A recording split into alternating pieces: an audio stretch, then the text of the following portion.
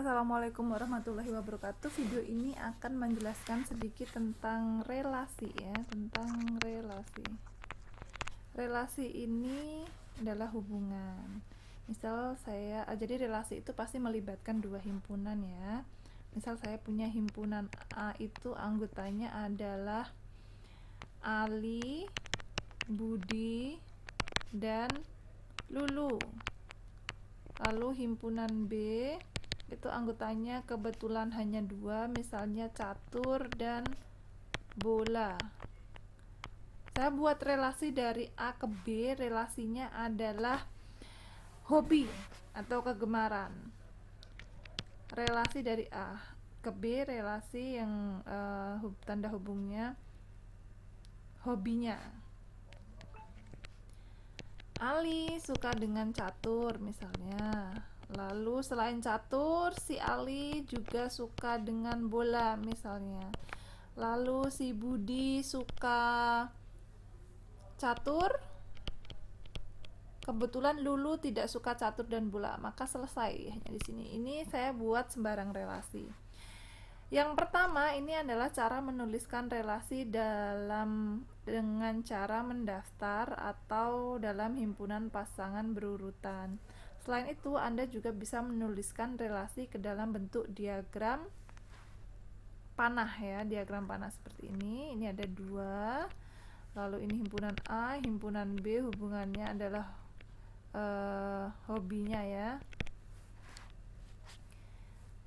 Ada tiga di sini, lalu di sini ada dua ya, Ali, Budi, dan Lulu. Kemudian yang himpunan B, catur dan bola. Ali tadi suka catur atau hobinya catur, maka tanda hubungnya seperti ini. Lalu Budi, Ali juga suka dengan bola, lalu Budi suka dengan catur. Sudah selesai. Nah, Anda perhatikan bahwa relasi ini boleh ada himpunan anggota A yang tidak punya anggota, boleh himpunan A anggotanya lebih daripada dua atau pasangannya lebih dari dua. Jadi aturannya tidak begitu ketat, tidak seperti fungsi yang nanti akan kita bicarakan ya. Oke, nah ini semoga Anda sudah paham tentang konsep relasi, hanya menambahkan saja. Kemudian kita akan masuk ke relasi yang melibatkan bilangan ya. Sebelum ke situ, saya mau menjelaskan sedikit ya, mengingatkan Anda tentang faktor dari ya. Faktor dari itu sama dengan membagi habis. Jadi contoh, faktor dari 8 itu siapa aja? Faktor dari 8 adalah 1, 2, lalu 4, lalu 8. Karena 8 itu habis dibagi 1, 2, 4, 8. Jadi kalau Anda menggunakan tanda hubung faktor dari, maka nanti 1 akan berelasi dengan 8, 2 akan berelasi dengan 8, 4 akan berelasi dengan 8, 8 akan berelasi dengan 8. Artinya 1 faktor dari 8 dan seterusnya, atau nama lainnya 1 membagi habis 8. Kalau dibalik, kalau ini kan tadi dari kiri ke kanan ke sini ya, namanya faktor dari atau membagi habis. Tapi kalau dari 8 ke sini atau dari kanan ke kiri, namanya adalah dibagi habis ya. Ini membagi habis. Membagi habis itu sama dengan faktor dari tadi ya. Lalu kalau 8 ke samping kiri itu dibagi habis.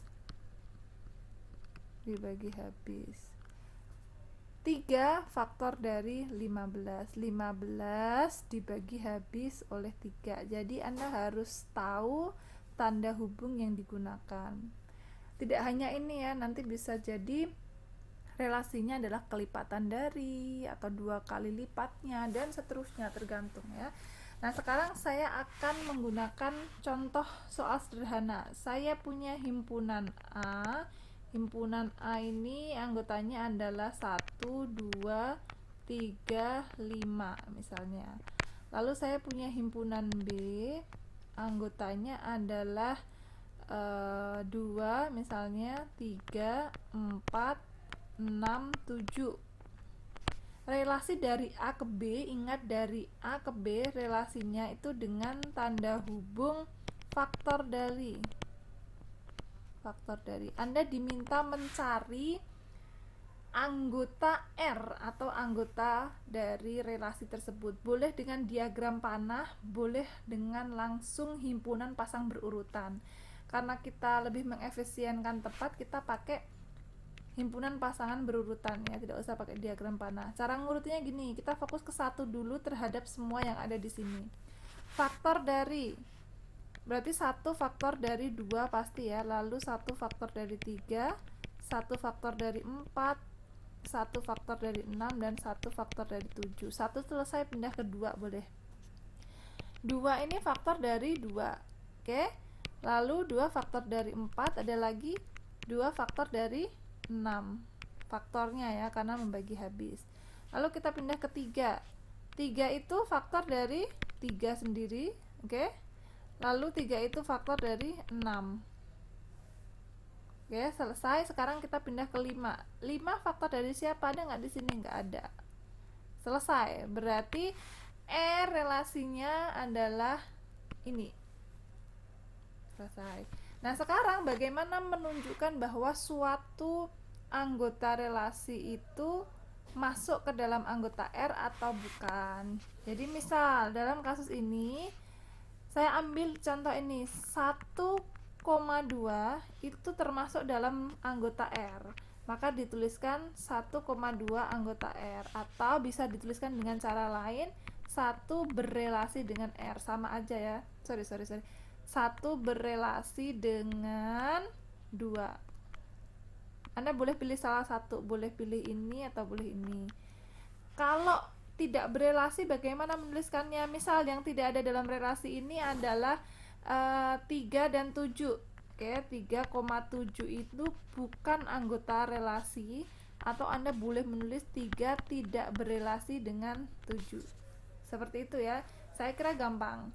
Nanti kalau udah masuk ke soal, Anda tidak langsung dikasih himpunan A dan B seperti ini. Nanti bisa jadi A adalah himpunan yang anggotanya X, di mana X kurang dari sama dengan 4, lalu X anggota himpunan bilangan bulat misalnya ya, dan seterusnya. Nanti tergantung pada soal ya. Oke, selanjutnya untuk relasi ini juga punya operasi sama, baik irisan, gabungan, selisih, dan seterusnya. Sama konsepnya dengan operasi pada himpunan, tapi Anda tidak perlu menggunakan diagram Venn untuk menuliskannya. Saya berikan contoh sederhana ya, untuk menunjukkan relasi yang melibatkan, untuk menunjukkan operasi yang melibatkan relasi.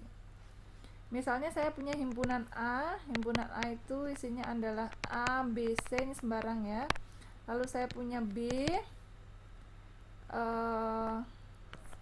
anggotanya adalah 1, 2, 3, 4 misalnya. Terus ada 2 relasi yang dibuat dari A ke B.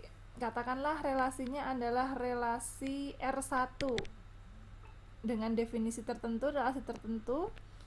Anggota A, relasi pertama adalah A1, B2, dan B4 misalnya. Lalu dibuat juga relasi yang kedua sama dari A ke B. Kebetulan anggotanya adalah B1 misalnya, B2, kemudian C3 misalnya.